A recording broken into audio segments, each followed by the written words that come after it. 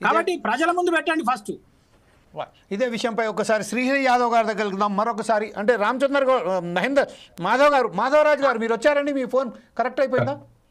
అయిందండి సార్. ఇప్పుడు ఈ విషయంపై ఇప్పుడు మనం అందరు చూసాం, ప్రతి ఒక్కరి విషయంలో చెప్పారు. అదే బీజేపీ మీ బీసీ నాయకులుగా మీ వెర్షన్ ఏంటండి? ఇప్పుడు ప్రస్తుతం ఉన్న విషయంలో ఈరోజు కాంగ్రెస్ మహాధర్నా ఏర్పాటు చేసింది 3 రోజుల పాటు. ఒక రోజేమో పార్లమెంట్లో దీన్ని అడ్జస్ట్మెంట్ మోషన్ తీసుకురావాలని, సెకండ్ రోజేమో మహాధర్నా, 3వ రోజు ప్రెసిడెంట్ని కలవాలని ఒక నిర్ణయించుకున్నది. ఈ నేపథ్యంలోనే మీరేమంటారండి?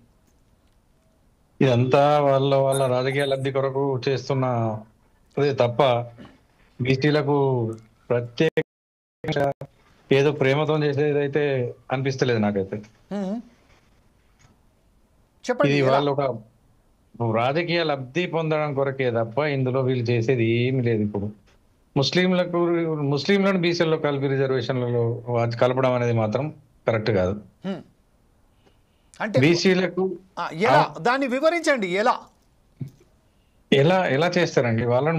ఇప్పుడు బీసీలు ఉన్న కులాలు, ఇప్పుడు మన రాములు గారు చెప్పినట్టు ఎన్ని కులాలు ఉన్నాయి, కులాలు ఏ విధంగా ఉన్నాయి, వాటి ప్రకారంగా రిజర్వేషన్ అనేది తను చెప్పినట్టు గ్రామ స్థాయి నుంచి, మండల స్థాయి నుంచి, జిల్లా స్థాయి నుంచి దానికి ఒక ప్రణాళికాబద్ధంగా రిజర్వేషన్స్ అనేది ఒక సిస్టమేటిక్ గా తయారు చేసి దాన్ని ప్రజల్లో పెట్టి దానికంటూ ఒక మద్దతు తీసుకొని బీసీల రిజర్వేషన్ కొరకు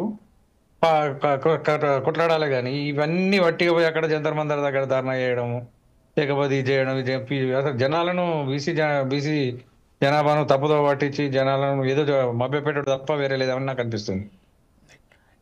మాధవ్ గారు, ఈరోజు బీసీ ABCDE వరకు కేటగిరీస్ ఉన్నాయి. ఈ కేటగిరీస్లలో ప్రతి ఒక్కరికి వారికి సంబంధించి ఉన్నాయి. ఈరోజు మనం ఎంత మాకెంత అనే విషయంలో బీసీలకు సంబంధించిన 60% బీసీల జనాభా ఉన్నది. ఆ బీసీల జనాభాను బట్టి ఆ విధంగానే వారికి ఆ కేటగిరీలను బట్టి వారికి ఇవ్వాలని ఉన్నది. కాంగ్రెస్ పార్టీ కులగణన చేసింది, అందులో కూడా కొంచెం తప్పులు ఉన్నాయన్న వార్త వాళ్ళు కూడా ఈ విషయంలో మరొకసారి మేము చేస్తామని చెప్తున్నారు. కానీ ఎప్పుడైతే ఈ కేటగిరీస్ వైజ్ ఉన్నదో ఆ కేటగిరీ వైజ్గానే ఇప్పుడు కేవలం ఒక ఇప్పుడు వచ్చే ఈ సంబంధించింది గ్రామీణ ప్రాంతాలలో ఎలక్షన్ జరగబోతున్నాయి, దాన్నే దృష్టిలో కాకుండా దేశవ్యాప్తంగా రాష్ట్ర వ్యాప్తంగా విద్య, వైద్యం, అలాగే ఉద్యోగం, అలాగే చట్టసభలలో వారికి సంబంధించిన ప్రాతినిధ్యం కల్పించాలనే ఒక మంచి మహోద్దేశంతోనే ఈరోజు ఈ రిజర్వేషన్స్కు సంబంధించింది 9th షెడ్యూల్లో చేపకూర్చాలనే ఒక నినాదంతో వెళ్తున్నారు. ఈ విషయంపై ముస్లింలకు సంబంధించింది ఇప్పుడు ఎవరైతే మన మిత్రులు చెప్తున్నారో 10%లో వాళ్ళకి రిజర్వేషన్స్ ఆల్రెడీ బీసీలో కేటగిరీస్ వాళ్ళకు కూడా వాళ్ళకు ఉన్నది కదా. ఆ నేపథ్యంలో వాళ్ళు ఎంతమంది ఉన్నారు, ఎక్కడ ఉన్నారు, ఎలా ఉన్నారు అనేది మాత్రం అందరికీ తెలుసు. ఈ విషయంపై ఎందుకు ఇంత వ్యతిరేకత, ముస్లింలపై ఎందుకు వ్యతిరేకత వస్తుంది ఈరోజు? ఇది ఒక కుంటి సాగుతోనే వారిని ఒక రిజర్వేషన్ అడ్డుకునే ప్రయత్నం చేస్తున్నట్టుగా భావించవచ్చా?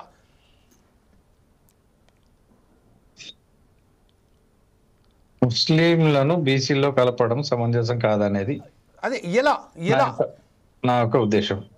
ఎందుకంటే బీసీ కులాలు అనేది మొదటి నుంచి మన యొక్క రకరకాల కులాలు ఉన్నాయి బీసీలో. ముస్లింలు అనేది మన దానిలో బీసీలలో అయితే రారనేది నా యొక్క స్పష్టమైన వైఖరి నేను తెలియజేస్తున్నా. ఇదే విషయంపై శ్రీహరి యాదవ్ గారు